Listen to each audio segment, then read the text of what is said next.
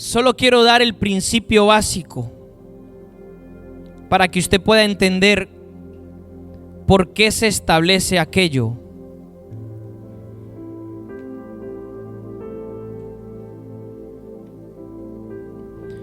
Váyase un momento al libro de Deuteronomio, capítulo 18, verso 1.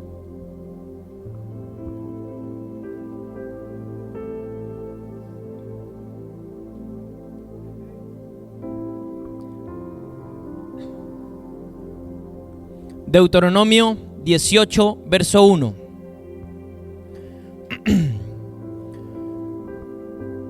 El principio del diezmo, diezmo significa décima parte, como algunos ya lo saben. El principio del diezmo, ya como una ley establecida de parte de Dios, como un mandamiento, se estableció con Moisés. Fue establecido con Moisés en lo que se llamó la Torá, la ley de Dios. Pero, aquí está el punto. El diezmo era un principio espiritual, porque hombres antes de la ley, es decir, antes de Moisés, diezmaron a Dios por principios espirituales, como fue el caso de Abraham y como fue el caso de Jacob, su nieto. ¿Ok? Yo no voy a entrar en ese pasaje todavía, pero quiero hablar solamente desde Moisés, por qué se estableció. Deuteronomio 18:1 dice así: los sacerdotes levitas, toda la tribu de Leví, no tendrán porción, escuche, ni heredad con el resto de Israel. Se mantendrán de las ofrendas ígneas a Yahvé y comerán de la heredad de él. ¿De quién? De Yahvé, del Señor. Escuche, cuando Dios escoge a los levitas para servirle a él, es decir, a la tribu de Leví, ¿ok? ¿Todos me entienden hasta ahí? Dios escoge que los levitas le sirvan a él y se hagan cargo del tabernáculo y posteriormente del templo. Solamente de los levitas iban a salir los porteros, los cantores, los sacerdotes y todas las personas que iban a ministrar a Dios. Solamente de ellos. Entonces Dios hace algo. Cuando Dios le da la instrucción a Moisés para que posteriormente con Josué, tomen Canaán y repartan la tierra, los levitas no iban a recibir una porción de tierra. Ellos no iban a recibir una porción de tierra en Canaán. La porción de ellos era el Señor. Entonces Dios, para establecer justicia, porque obviamente si los levitas no recibían una porción de tierra, no iban a tener que comer, ¿no? No iban a tener dónde sembrar, ni dónde cosechar.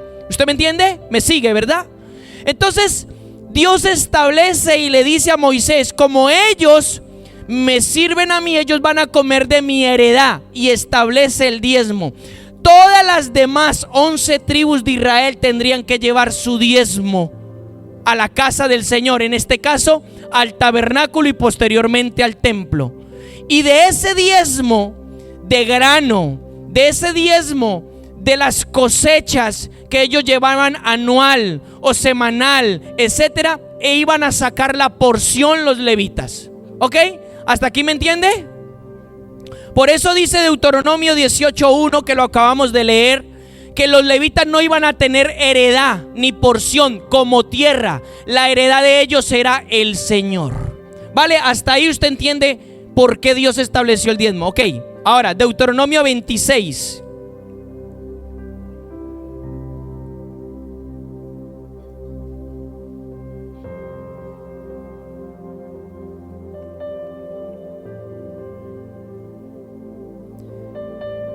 Los primeros versículos de Deuteronomio 26 van a hablar de primicias y de diezmos a la misma vez, pero vamos a leer el verso 12 y 13.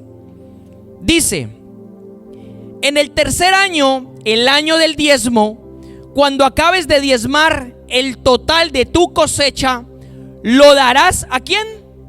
Al levita, al proselito, o sea, al discípulo, al huérfano, a la viuda, para que coman dentro de tus ciudades y sean saciados. Verso 13: y dirás en presencia de Yahvé tu Dios: he apartado de mi casa lo consagrado. Fíjese, el diezmo era algo que ellos consagraban, lo consagrado, y también lo he dado al levita, al proselito, al huérfano y a la viuda, conforme a todo tu mandamiento que me ordenaste. Dice: no he transgredido tus mandamientos ni los he olvidado. ¿Ok? Hasta ahí usted entiende de que el diezmo tenía varios principios espirituales. Número 1, era una forma de adorar a Dios y de agradecer al Señor por las cosechas y por la bendición de la tierra que Israel había heredado, es decir, Canaán, ¿vale? Número 2, tenía el propósito de sostener a los que servían al Señor, es decir, ¿a quién? A los levitas, a la tribu de Leví. Ese era el segundo propósito. Número 3, el diezmo también ayudaba a los necesitados, a la viuda, al huérfano, y esto quiere decir que ofrecía justicia económica social. ¿Me está entendiendo? O sea, era justo, era una forma en la que Dios había establecido justicia económica hacia el pueblo, para que ni el rico fuera más rico, ni el pobre fuera más pobre, sino que equiparaba, y el que no tenía se le daba una porción, se le daba que comer. ¿Ok? Entonces, fíjese los principios que tenía. Y luego, dice, o donde acabamos de leer, dice que era lo consagrado. Aseguraba el pan. Tiene dos sentidos. El diezmo en este punto tiene dos sentidos espirituales. Número 1, aseguraba sus cosechas, al igual que las primicias aseguraban sus cosechas para el resto del año o para los años posteriores. Pero 2, aseguraba el pan espiritual. O sea, la palabra de Dios venía sobre Israel, sobre las tribus de Dios. Usted sabe que la Biblia dice que no solo de pan vivirá el hombre, sino de toda palabra que salga de la boca de Dios. O sea, Israel necesitaba vivir oyendo la boca del Padre. ¿Me está entendiendo? De la misma manera nosotros. Por eso, en Malaquías capítulo 3, el profeta reprende al pueblo y le dice: ustedes olvidaron el mandamiento. Malditos sois con maldición, porque era un mandamiento para ustedes. Se cerraron las ventanas, no hay pan en la mesa. Está hablando de escasez física, pero también ¿qué? Escasez espiritual. La gente se encontraba seca. Ese era el principio básicamente del diezmo en el antiguo pacto. Tenía esa función. Ahora, Antiguo Pacto, ¿me entiende? O lo que usted conoce coloquialmente como Antiguo Testamento. Me gusta mejor llamarle Viejo Pacto. Esos eran los principios. Ok, entonces el judío o el israelita lo entendió, siempre obedeció al Señor en ese punto. Vale. Ahora, ¿qué pasa entonces con nosotros, la iglesia, en el nuevo pacto? Bueno, ya le digo qué pasa. Mateo capítulo 10.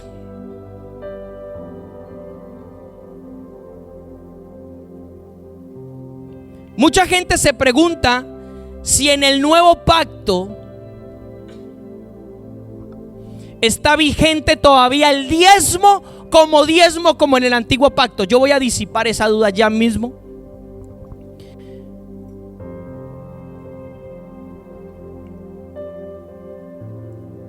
En Mateo capítulo 10, Cristo establece algo. Recuerde que le voy a decir algo. ¿A quién fue dirigido el ministerio de Jesucristo? ¿A los israelitas o a los gentiles? ¿A quién? A los gentiles, no. A los israelitas. Téngalo bien claro. Cristo no venía a predicarle a los gentiles. ¿Qué dijo Cristo y qué le dijo Cristo a la mujer samaritana? O no, a la mujer sirofenicia, creo que es, que le dijo: yo he venido por las ovejas perdidas. ¿De quién? de la casa de Israel. Le dijo: mujer, no es tu tiempo. No es tu tiempo. Pero luego ella, por la fe, recibe un milagro. Bueno, usted conoce esto, ¿no? Entonces él, cuando envía a sus discípulos, él les dice algo bien importante.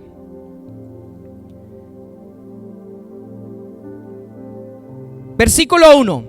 Después de llamar a los 12 discípulos, les dio exousia, autoridad, poder, jurisdicción, gobierno, eso significa en el griego, sobre los espíritus inmundos para echarlos fuera, sanar todas las enfermedades y las dolencias. Sartes el verso 2. En el verso 2 están los nombres de ellos.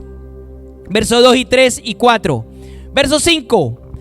A estos envió Jesús y les ordenó diciendo: no vayáis a los gentiles ni entréis en la región de Samaria, todavía no es el momento, sino id antes a las ovejas perdidas de la casa de Israel. Los discípulos en ese momento estaban siendo una extensión de su ministerio. Dice: y yendo, proclamad diciendo: el reino de los cielos se ha acercado. Sanad a los enfermos, resuciten los muertos, limpien los leprosos, echen fuera demonios. De gracia recibisteis, de gracia da. ¿Se cobra el evangelio? ¿Se cobra el evangelio? ¿Se cobran las escuelas de entrenamiento? ¿Y entonces por qué hay gente que las cobra? ¿Ah? Dígalo sin vergüenza, porque hay gente que está comercializando con el evangelio y no es de Dios. De gracia recibisteis, de gracia da. ¿Qué es de gracia? Favorecidamente, inmerecidamente. ¿No? Téngalo claro. Téngalo claro. Porque cuando hacen un evento y le dicen que usted tiene que pagar 100 euros para entrar a ese evento, pues la cosa como que no anda muy bien. ¿Me está entendiendo? Téngalo claro. Prosigo. Y aquí el verso 9 les dice esto: no os proveáis de oro ni de plata ni de cobre en vuestros cintos. En otras palabras, no lleven nada, no lleven provisión financiera, no la lleven. Dice: ni de alforja por el camino, ni de 2 túnicas, ni de sandalias, ni de borbón. Y ahora dice: ¿por qué? ¿Por qué? Porque el obrero es digno de su alimento o de su salario. Fíjese, entonces cuando él instruye a sus discípulos, ¿el qué? Sigue estableciendo el mismo principio que Dios estableció para los levitas. ¿Estamos de acuerdo? Él le dice a sus discípulos: ustedes van a servir, van a predicar el reino, no cojan nada, el obrero es digno de su salario. O sea, es decir, las personas a los que ellos ministran y llevan el reino, enseñan, entrenan, capacitan, sanan, resucitan, liberan, son las personas que van a ser movidas por Dios. ¿Para qué? Para que ellos coman, para que ellos reciban una porción. ¿Me está entendiendo? Cristo lo estableció, mejor dicho así, Cristo lo reafirmó en el nuevo pacto. Vale. Con esto le digo otra cosa. Esto se le voy a dejar solamente de apunte. En Lucas capítulo 8, del versículo 1 al 3, la Biblia dice que Cristo, o mejor dicho, que el ministerio de Jesucristo, financieramente hablando, era sostenido por mujeres empresarias de aquella época. Fíjese qué interesante. El ministerio de Cristo y de sus discípulos, posteriormente sus apóstoles, era sostenido financieramente por mujeres empresarias. Ahí estaba una tal Juana que trabajaba en la casa de Herodes, el tetrarca, creo que era así. Y había gente que entendía que era una labor de Dios y aportaba financieramente a esa labor de Dios, ¿no? Usted eso lo va a ver en Lucas 8, versículo 1 al 3. Se lo dejo como forma de apunte. Ahora,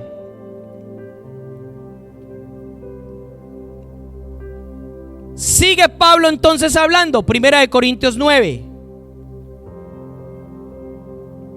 Ya voy a terminar, solo quiero dejarle clarito, porque hay gente aquí que todavía se pregunta el tema del diezmo. Quiero dejarle claro cómo funciona. Todavía no he concluido. En 1 Corintios 9, Pablo va a hablar y va a decir algo bien interesante. Vamos a leerlo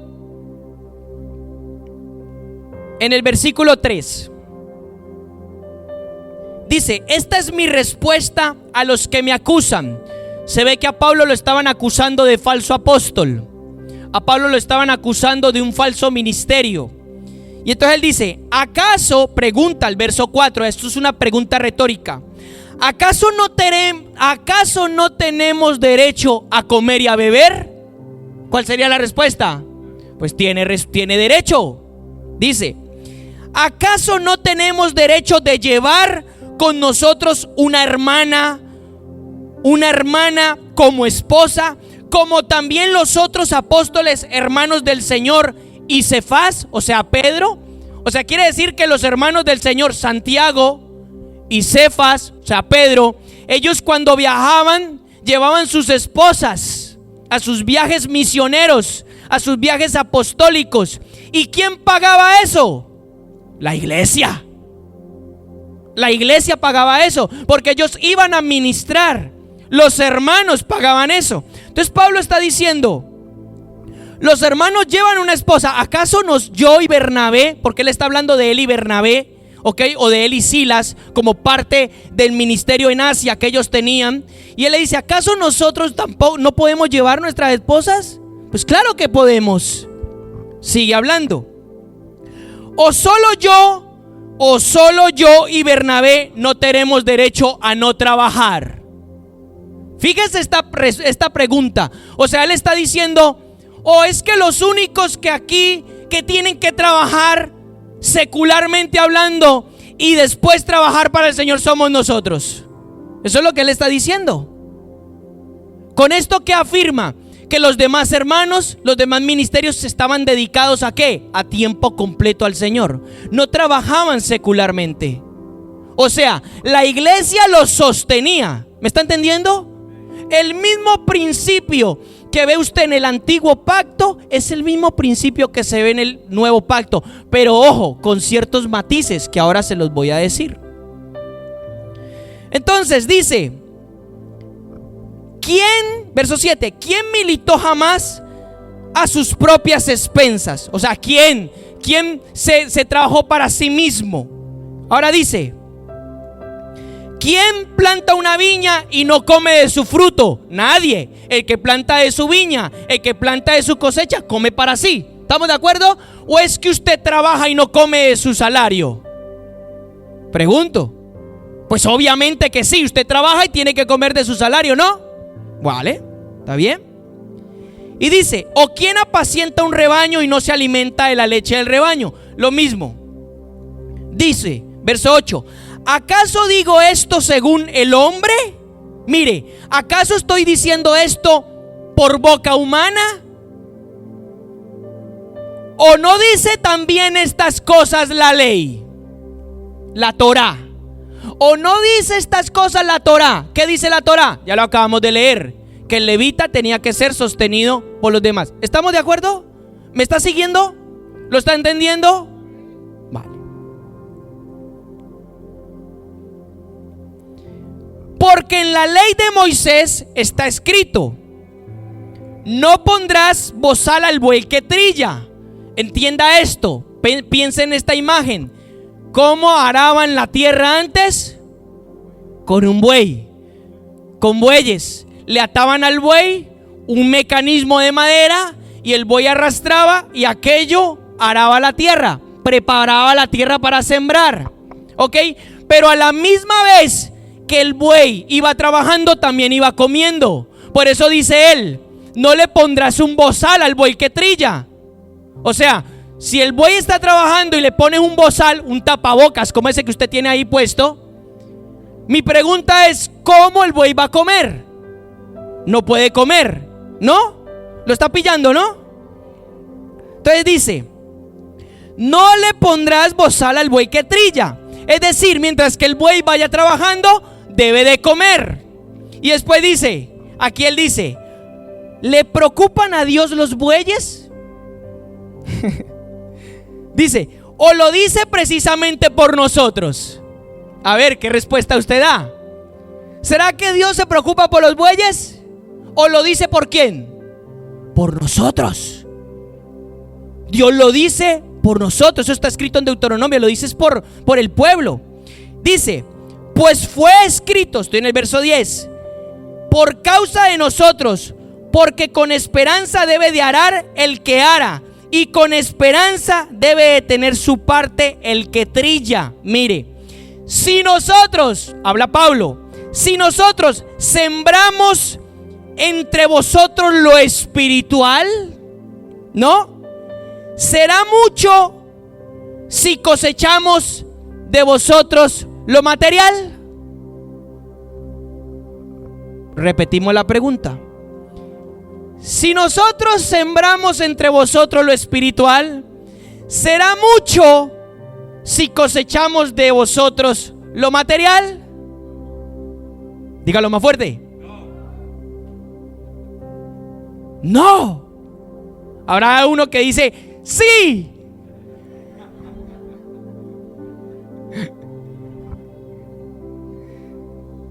¿Lo entiende?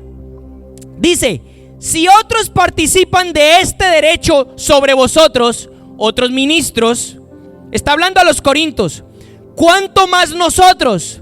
Pero no hacemos uso de este derecho, sino que lo soportamos todo para no poner ningún obstáculo al evangelio de Cristo. Verso 13: ¿no sabéis que los que trabajan en las cosas sagradas, hablando de la Torá, de los levitas, comen del templo, y de los que sirven al altar participan del altar?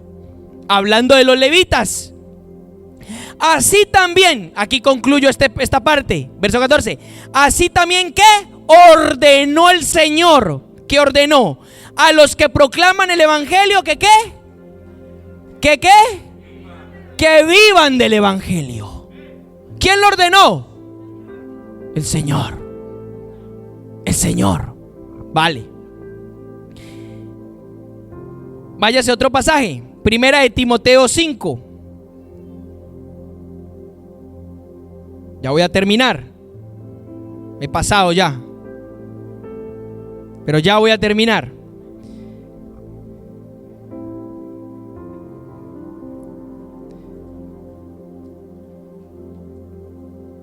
Primera de Timoteo 5:17. Dice así: las cartas de Timoteo son cartas que hablan de diseño apostólico. Él enseña cómo se debe de dirigir la iglesia. Y dice: los ancianos, no los viejitos que tienen canas. Estos no son los ancianos en la Biblia. Los ancianos es presbyterion, o sea, los líderes, los que predican, los que enseñan, los pastores. Ok, estos son los ancianos. Dice: los ancianos que guían apropiadamente sean tenidos por dignos de doble honra. O sea, los ancianos que pastorean apropiadamente sean tenidos por doble honra, no una honra, dice doble honra. Honra es la palabra en el griego timao, y timao significa honor, honra, apreciación, gran estima.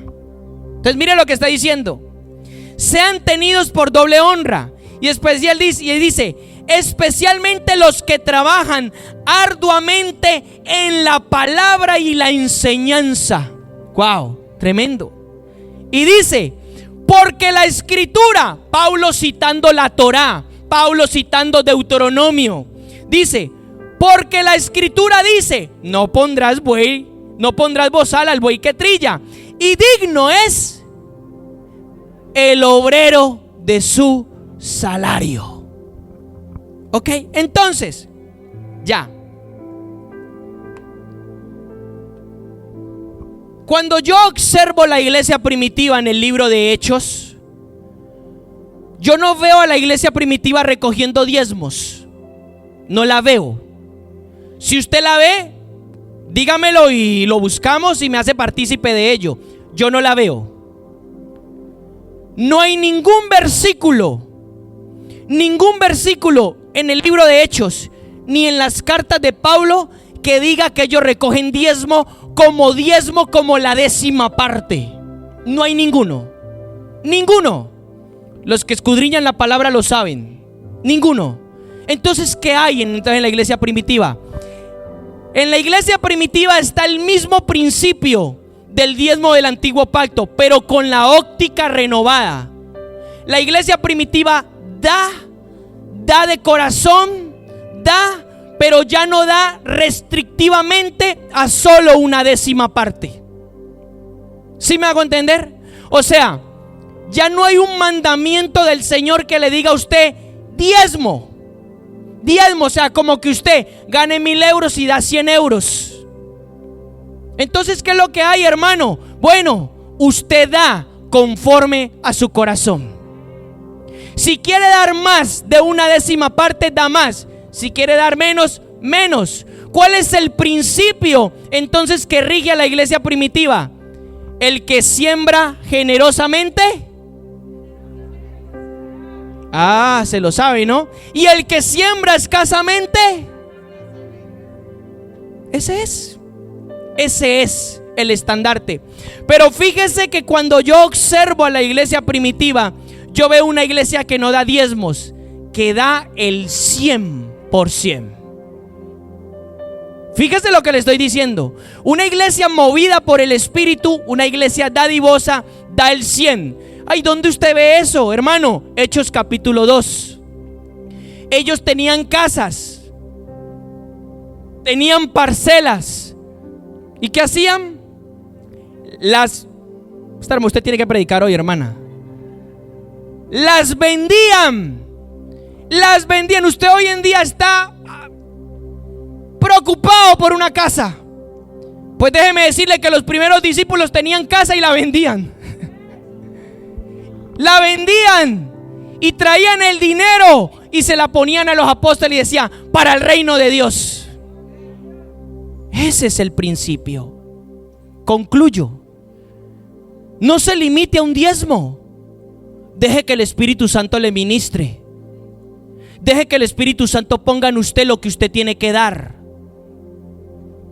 Bienaventurado es más dar que recibir. No se limite a: me gano 1000, doy 100. No se limite a eso. Deje que el Espíritu de Dios le dé a usted a dar conforme al corazón. Pregunte al Espíritu Santo: ¿qué doy? ¿Cuánto doy? Si es tu voluntad.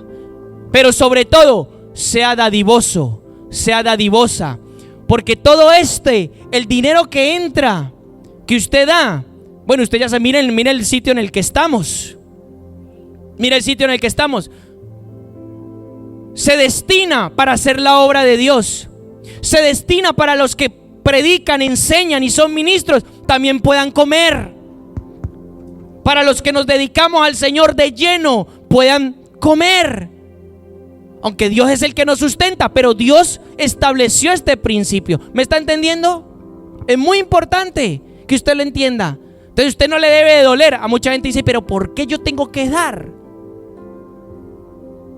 Recuerde que cuando usted da, cosecha. Cuando usted da, es que el grifo de Dios se le abre hacia su vida en varios aspectos. Es un principio espiritual. Desde el viejo pacto hasta el nuevo pacto no ha cambiado. Solo tiene una óptica renovada. Solo tiene que hacerse bien como el Espíritu Santo nos guíe. Amén.